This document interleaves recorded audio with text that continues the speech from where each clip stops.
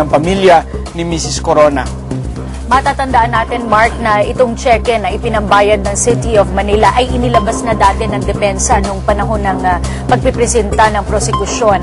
At kausapin na pa rin natin ang ating mga panauhin, Attorney JJ Atienza and Carl sa Tinitigan. Attorney JJ, ano ang masasabi mo dito sa naging testimonya ni dating Mayor Lito Atienza? So far, no, itong testimonya niya ay kumpara sa publiko ay medyo boring pa, no? Kasi pinapakita lamang dito na naibenta yung property ng mga basagidote dahil sa expropriation ng City of Manila at ito'y nabayaran sa mas mababang halaga kaysa dun sa hinihingi ng mga Corona.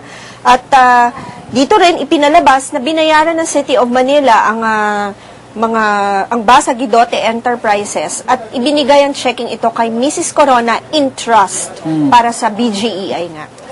Professor Carl, nakakatulong ba itong sagutin yung mga katanungan natin hinggil sa pagmamayaring bank accounts o property ni Chief Justice? Kung mapatunayan po nila no, na may turnover ng ganitong kalaking pera, pwede po natin sabihin na may dahilan kung bakit na-afford nila yung mga nakasulat sa SALN nila at yung mga hindi nga na-declare. Pero mukhang so far parang ang dami pang tanong na kailangan pang sagutin. So, tignan po natin. Nabanggit ni Carl na maraming tanong na dapat sagutin. Ito, tinanong ko na to dati sa isa sa mga tagapagsalita ng depensa, na kung para sa Basagidote, itong pag-aari ng Basagidote, itong lupang ito, di ba dapat napunta sa Basagidote itong pinagbentahan?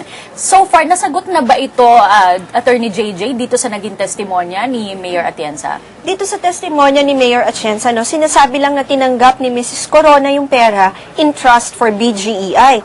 Pero ang malaking katanungan nga doon ay bakit nag-aaway pa rin ang pamilya Basagidote at sinasabing hindi na i-turn over itong 34 million plus na ito doon sa korporasyon. Makaka-apekto ba, Attorney JJ, yung pending case ng Basagidote sa believability nitong buong kwentong ito? Kung ito ay patuloy na i-invoke ng depensa at patuloy nilang sasabihin at gagawing dahilan ang Basagidote Enterprises, hindi malayo na magkaroon ng epekto ang family squabble na ito at maapektuhan ang outcome rin itong pagpresenta nila ng ebidensya. Natalakay, Attorney JJ, ito na ngang Basagidote Enterprises at sinasabi noon ng prosekusyon na pag ito ay na-touch dito sa pagpepresenta ng depensa ay sa kanilang rebuttal evidence ay maaari nilang gamitin itong mga testimonya nung Ana Basa at nung Sister Flory. Matatandaan natin na humarap na sila sa media. At this point po ba, pwede na sa tingin mong magamit ito ng prosekusyon? Hindi pa rin, kasi hindi pa rin naman tapos sa pagpepresenta itong depensa ng tungkol sa Basagidote Enterprise property. So siguro kung matapos ito at walang linaw at patuloy nga nila sasabihin hindi napunta kay Mrs. Corona ang napagbilhan ng property na ito, maaari na nila ngayong ilabas ang rebuttal witnesses nila. Professor Carl, itong perang ito, ang sinasabi nilang source nung cash na nasa pangalan ni Chief Justice Corona, yun ang sinasabi ng depensa. May nakikita ba ang ordinaryong Pilipinong problema na nasa pangalan yon ni Chief Justice?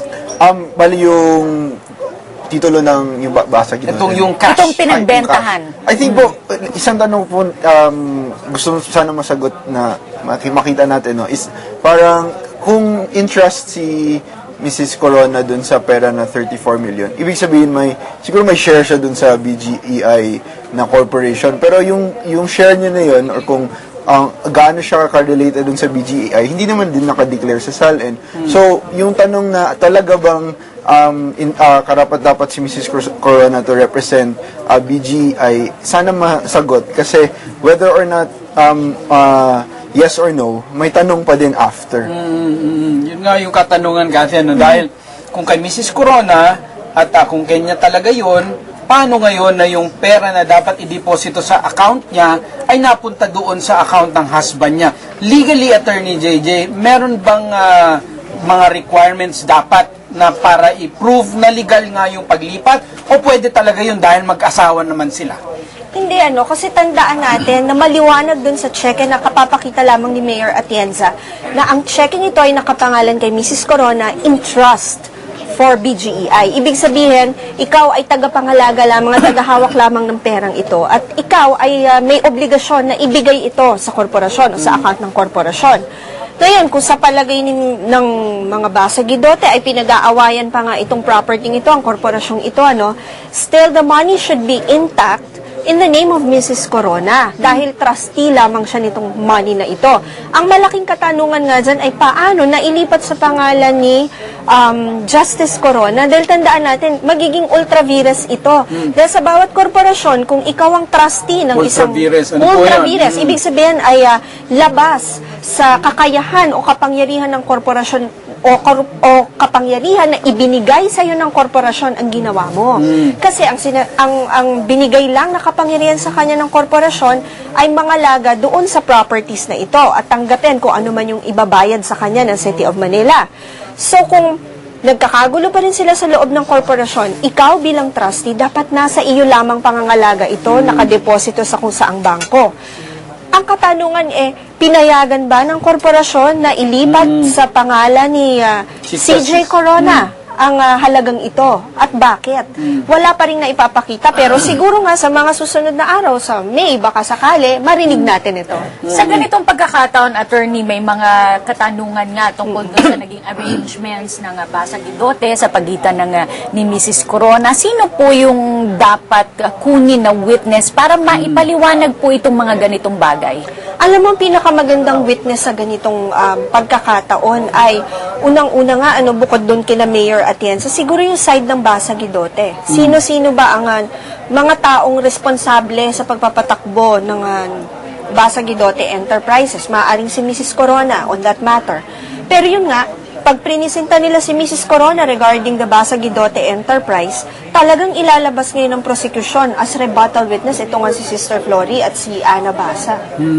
Itong kita, siyempre meron sigurong interest ito, meron itong kikitain over the years. Kaya saan kaya napunta yung kita nitong perang ito? At yun nga yung mga katanungan na iniwan pa ni Attorney JJ. Anong authority ng Mrs. Corona na ilipat doon kay Chief Justice Corona at baka nga ultra vires or hindi po saklaw nung yung dokumento or authority na ibinigay sa kanya na hawakan itong check na ito or tanggapin ang bayad na ito. Mamaya ay makakausap natin si dating Manila Mayor Lito Atienza. Sumilip siya sa ating studio ngayon na mamaya ay magpapaunlak siya sa atin ng isang interview. Para malinawan din natin yung ilan sa kanyang mga isinalaysay doon sa kanyang pag-upo sa witness stand. Inaantabayanan pa rin po natin ang pagpapatuloy ng day 34 ng impeachment trial. Nahinto po ito sa pagtatapos ng direct examination kay dating Manila Mayor Lito Atienza. Samantala po ay tumungo tayo sa briefing room kung saan nagsasagawa ng press conference ang defense team. Ay talagang kinikilala si Mrs. Corona at binigyan siya ng pagkakataon at otoridad na makipagnegosasyon or makipag-usap sa kahit kanino man patungkol dito sa property nga na sinasabi natin na nasa Sampaloc. So, pinapakita lang na ito na talagang meron naman talagang personalidad si Mrs. Corona upang makipag-negotiate, upang tumanggap nga ng bayad at gamitin itong bayad na to sang-ayon doon sa kapangyarihan o otoridad na binigay sa kanya ng board ng Basagidote.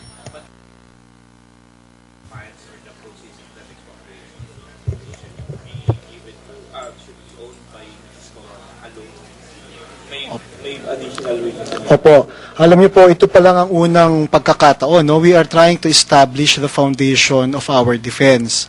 So makikita ho natin ngayon na ilalahad ho namin na may matibay na dahilan na meron hong pinagkakakitaan itong Basagidote.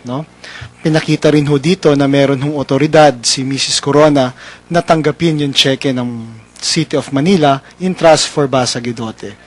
Maglalahad pa rin ho kami ng aming mga testigo at panunumpaan po nila ang kanilang mga salaysay patungkol naman ho kung paano ho ginamit itong perang ito ng Basagidote at kung yung palipat-lipat po nitong mga funds nito ay meron rin ho kaming testigo na ihaharap.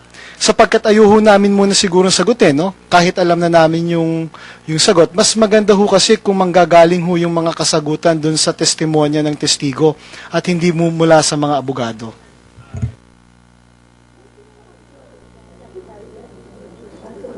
O kanino si Sister, I think dalawa, no? Yung Mrs. Asuncion Basa, I think that is the mother of Mrs. Corona. And another one, I think si Sister Concepcion Basa, if I'm not mistaken.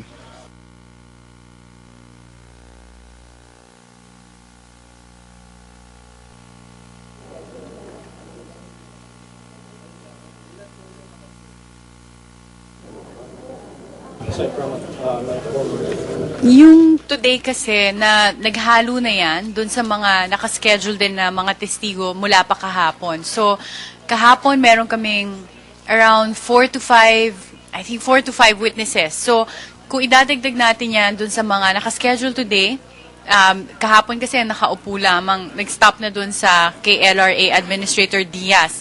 So, siguro may total kami ng mga 8 dapat para sa araw na ito, pero tingnan natin kung hanggang ilan ang maaabot natin sa araw bago matapos ang trial.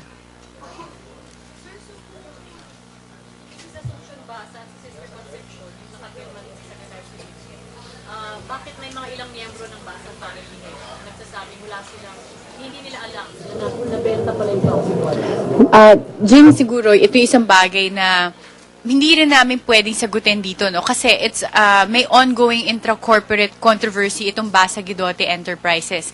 May mga nagkiklaim na mga miyembro ng Basa family na sinasabing wala sila naging alam dun sa transaksyon. At yung maaaring isang dahilan dito ay because claimants sila doon sa Basa Guidote Enterprises. Pag sinabing claimants, ibig sabihin, hindi sila rin-recognize as shareholders as of now, pero kaya sila nag-claim ay dahil pinaglalaban nila na meron silang share dun sa kumpanya at kailangan nilang patunayan ito. Pero isa ito sa maaring dahilan kung bakit hindi nila alam yung transaksyon. Dahil as far as the corporation is concerned, nung mga panahon na yon, hindi sila miyembro ng corporation, hindi sila shareholders, kaya walang dahilan para pagsabihan sila na ito yung nangyayari at ito yung mga transaksyon ng korporasyon.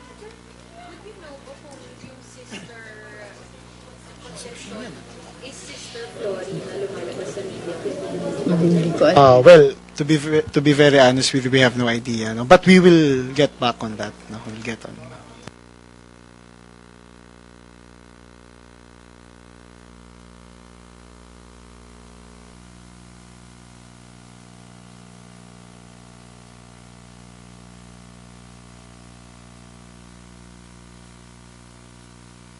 Ginagalang naman po natin, no, sapagkat yan po ay karapatan naman po ng isang testigo na humiling, kung maaari naman na hindi siya makakarating ngayon, na humiling siya na i-reset or magkaroon ng panibagong araw sa kanyang pagdalo, no, sa paglilitis. Ano naman po yan? That is respected and nangyayari naman po talaga yan kahit sa mga ordinaryong trial.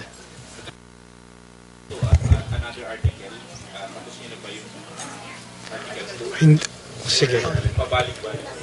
Hindi naman sa magpapabalik-balik kami, pero kasi ang gusto sana namin, of course, nasa Article 2 tayo, ang ideal situation ay tapusin yung Article 2 at hindi pa kami tapos sa Article 2 dahil nandun pa lang tayo sa mga real properties at ngayon dito naman napunta tayo sa Basa Guidote na ang gusto ngang patunayan dito ay yung markahang exhibit nga, yun dun sa 34 million pesos na cheque dati na nakapangalan kay Mrs. Corona. Pero yung doon sa Article 7, siguro nasingit lang si Secretary De Lima, doon sa Sabina nga, at titingnan kailan siya humarap. Hindi dahil sa gusto namin tumalon, pero alam namin na marami siyang trabaho, kaya kung kailan siya available at pwedeng umupo bilang testigo, yun yung time na ipapaupo na namin siya para nga, dahil alam namin hindi siya magiging pwede sa lahat ng panahon.